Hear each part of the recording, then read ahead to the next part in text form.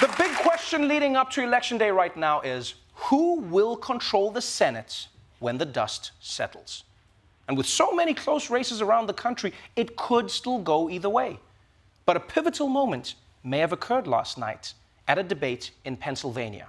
On one side of this neck-and-neck race, you have Democrat John Fetterman, lieutenant governor and bouncer on the sets of Jerry Springer. And on the Republican side, you have Dr. Oz, not to be confused with the Wizard of Oz, who also lived in a mansion that wasn't in Pennsylvania. Now, after securing the Republican nomination, Dr. Oz has been trying to distance himself from the MAGA side of the force and reposition himself as a bipartisan voice of reason to try and scoop up all the centrist voters on Election Day. You know, he's basically doing that TikTok thing where you flip your hair down and then when you come up, you act like you suddenly didn't want to hang Mike Pence. You know that thing? But here's the thing. Being pro-Trump and pro-reasonable is a lot harder than people think, which was apparent when Dr. Oz had to explain his position on abortion. Should abortion be banned in America? 60 seconds. There should not be involvement from the federal government in how states decide their abortion decisions.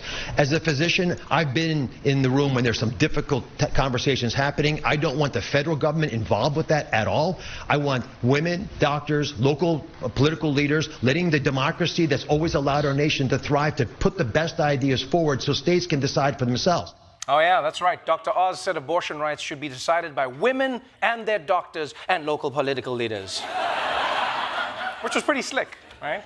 I like how he did it, because he started that sentence like he was on the side of women. And then he snuck in the politicians at the end, like a teenager buying condoms at a gas station. He was like, oh, let me get those Cheetos and the root beer, and can I get the Trojan condom, please? We're going to get this at the back. I mean, let's be honest, if you're pro-choice, what Dr. Oz is suggesting is bullshit, right? I think we can all agree. There is only one politician who should have a say in your abortion, and that's Herschel Walker, because it's his. It's his. It's probably his. Ladies, check. They're all his. Now, unfortunately, the Democrats couldn't exactly take a victory lap after Dr. Oz's performance at the debate because it was their own guy who was getting most of the attention. Lieutenant Governor John Fetterman started off the hour-long debate assuring voters he's still capable of doing the job of senator 5 months after having a stroke. Let's also talk about the elephant in the room. I had a stroke.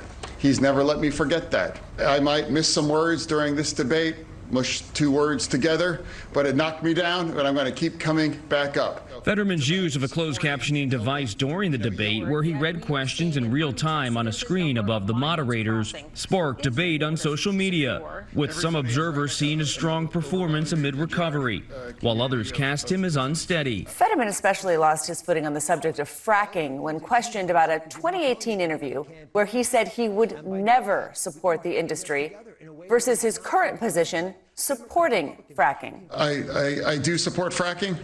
And I support fracking, and I stand, and I do support fracking. You know what's interesting to see is how people have reacted to this clip. You know, because on the one hand, obviously that was a part of the debate that tripped him up because he has had a shaky record on whether he's for or against the fracking.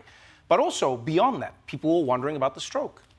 And it was interesting to see, if people support him, they're seeing a guy who's overcoming a temporary disability. But then the people who are against him see a guy who's not mentally fit to be senator. And I guess because of polarization, it's like that with everything these days. You know, everyone's seeing the world from 2 different sides. Like, if you're a die-hard Christmas lover, you hate the Grinch. But if you don't like Christmas, then yeah, he's extremely f***able and you'd smash. Everything is subjective. Everything. Look at that mouth. And I personally feel bad for John Fetterman, though, because he had a stroke, and on top of that, after the debate, Dr. Oz tried to sell him a supplement that would cure him for $59.99. You know, if you ask me, I don't know why Fetterman ever admitted to having a stroke. This is American politics. You know, he could have just done whatever he wanted, right? He's running for the Senate of Pennsylvania. He could have just showed up to the debate and be like, sorry for my words, everyone, I'm drunk off my ass. The entire state would have been like, hell yeah, man, Savior, go Phillies, yeah! I love this guy, woo!